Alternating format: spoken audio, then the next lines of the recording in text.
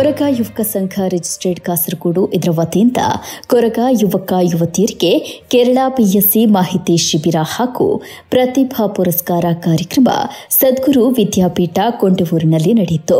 ಕಾರ್ಯಕ್ರಮವು ಪ್ರಾರ್ಥನೆಯೊಂದಿಗೆ ಆರಂಭಗೊಂಡಿತು. ಅಧ್ಯಕ್ಷ ಸ್ಥಾನವನ್ನು ಸಂಘಟನೆಯ ಅಧ್ಯಕ್ಷರಾದ ಶ್ರೀಯುತ ಬಾಲಕೃಷ್ಣರವರು ವಹಿಸಿದ್ರು.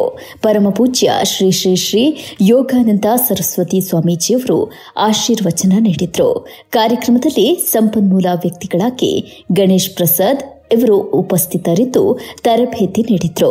ಸಂಘಟನೆಯ ಗೌರವಾಧ್ಯಕ್ಷರಾದ ಶೇಖರ ಬಾಲ್ಯೂರ್, ಸುಮತಿ ಅಮರನಾಥ್ ಬದಿಯಡ್ಕ ಉಪಸ್ಥಿತರಿದ್ದು ಇವರು ಶುಭ ಹಾರೈಸಿದ್ರು.